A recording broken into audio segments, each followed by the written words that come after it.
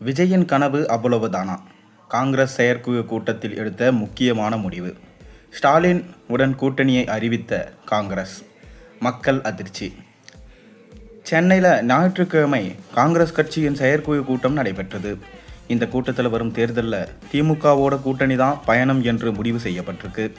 மேலும் கூடுதல் தொகுதியில் கேட்டு பெறவும் காங்கிரஸ் கட்சியினர் வலியுறுத்துகிறாங்க. தமிழக காங்கிரஸ் கட்சியின் செயற்குழு கூட்டம் ஞாயிற்றுக்கிழமை சென்னையில் நடைபெற்றது.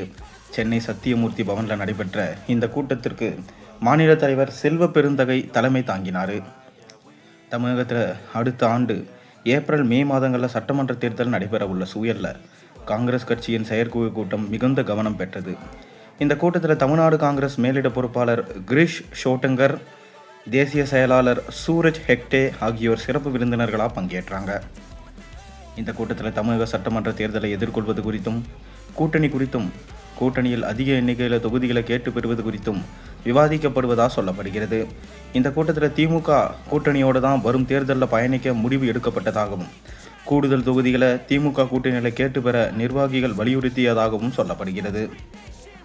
இந்த கூட்டணிக்கு பிறகு காங்கிரஸ் மேலிட பொறுப்பாளர் கிரீஷ் ஷோட்டங்கர் செய்தியாளர்களுக்கு பேட்டியளித்தார். அப்போது அவர் என்ன சொன்னார்னா, தமிழகத்தில் சுமார் 22,000 கிராமங்களில் கிராம கமிட்டிகளை அமைத்து தமிழ்நாட்டில் காங்கிரஸ் வலுவாக இருக்குது. காங்கிரஸ் கட்சியின் பூத் கமிட்டிகளை வலுப்படுத்தி இருக்கோம். தமிழக சட்டமன்ற தேர்தலுக்கு முன்னதாக தேர்தல் ஆணையம் நடத்தும் வாக்காளர் பட்டியல் சிறப்பு திருத்த பணியில் பீகாரை போன்று நடைபெற்று விடாமல் பார்த்து கொள்ள வாக்குச்சாவடி முகவர்களை அறிவுறுத்தி இருக்கோம். தமிழ்நாட்டில் காங்கிரஸ் நடத்தி வரும் வாக்கு திருட்டுக்கு எதிரான கையெழுத்து இயக்கத்தில் 76,06,681 கையெழுத்துக்களை பெற்றிருக்கோம். தமிழ்நாடு சட்டமன்ற தேர்தலை ஒட்டி காங்கிரஸ் கட்சியை வலுப்படுத்துவதில் முழு கவனத்தையும் செலுத்திட்டு வரோம். வாக்குச்சாவடி முகவர்கள், கிராம கமிட்டிகளை வலுப்படுத்தி வரோம். உறுப்பினர் சேர்க்கையை நடத்திட்டு வரோம். இந்த பணிகள் 234 தொகுதிகளிலும் மேற்கொண்டாலும் 125 தொகுதிகளில் சிறப்பு கவனம் செலுத்திட்டு வரோம். தமிழ்நாடு காங்கிரஸ் கட்சி ஆட்சியின் மூலம் கூட்டணி கட்சிகளும் பயன் அடைவாங்க.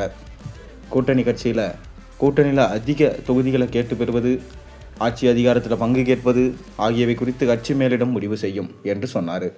கரூர் சம்பவத்திற்கு பிறகு விஜயோட ராகுல் காந்தி பேசி ஆறுதல் கூறியதாக தகவல் வெளியானது.